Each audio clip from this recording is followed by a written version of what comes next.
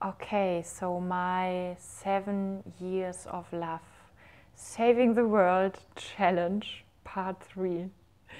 And I would like to talk about fear because I think it's one of the most misunderstood elements that we have, or let's say feelings.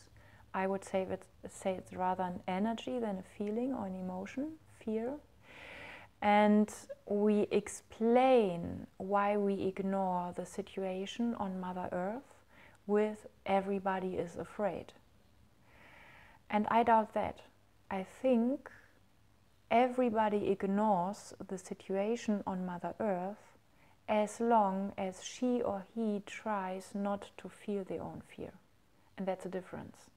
One thing is feeling the fear or having the fear as some kind of energy, and the other strategy is suppressing the own fear in order to not have fear, and therefore suppressing the sense of, oh my God, we need to take action. If you look at evolution, fear is the energy for action. It doesn't make any sense that humans are afraid of dying or being extincted in 7 years and therefore they don't take action. And the critical thing around fear is that we use the word in most cases in order to describe what somebody does, and that means contraction of the muscular system in order to not be afraid. And there are two main strategies on how people try not to be afraid. The one thing is contraction, and that makes us very stiff. It's like, oh my God, 7 years, no, no, no, no. And the other thing, it's even more tricky, is collapsing.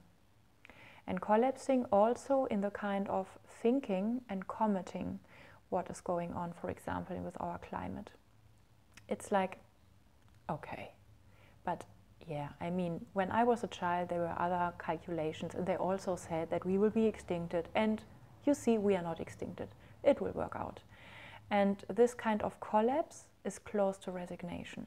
Both things are strategies in order to not feel fear as energy or electricity in your body, but suppressing fear because we are afraid of our fear. So what I think is vital for a community of people who want to save the world or who want to just be as happy as they can until the planet finally collapses, is having a good education and culture around having fear, celebrating fear. We don't want to die.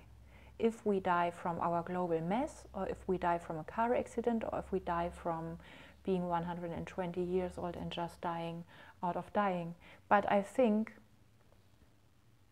we all can connect to trying to ignore death. And we have to stop that. We don't have to stop it in order to save the world. We have to stop it in order to fully be alive. So celebrating the electricity of fear as something that is underneath of contracting and underneath of collapsing. And it's a very physiological thing.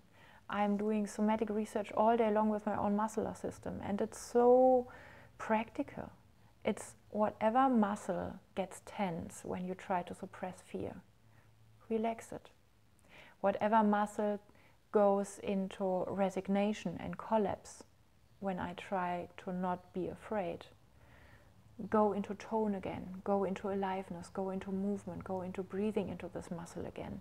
And the easiest thing or the easiest tool in order to gain back a natural electricity around fear is shaking. It's so wonderful to just start with my favorite music and start shaking and pretending to be afraid of dying, because I am afraid of dying anyway. And then this fear of dying becomes somehow the fuel for my shaking dance. And the more I shake my fear, I dance my fear. The moment, yes, I am afraid, but at the same time, I think, oh my God, having this fear is such a small price for what I gain, and that is so much aliveness. And it's so much in this paradox sense, so much gift of loving life right now, because it will end tomorrow, and because I will terribly miss it, because I love it so much. And that's what the 7 years of Love challenge is about. It's about, can we be so afraid of being extincted in 7 years that 7 years long we breathe and shake and dance, and then we might die because we spend our time with shaking in ecstasy instead of fighting on streets and politics and everywhere around saving this planet. But these 7 years will have been so full of bliss that I think on the first hand it will happen a miracle healing around Mother Earth. And the second thing is, if I'm that happy and that alive and that full of love, that is truly mine as my potential and as your potential, I would give a whole life of functioning and trying to survive for that. And I think everybody who knows about the depth of this choice would choose the same.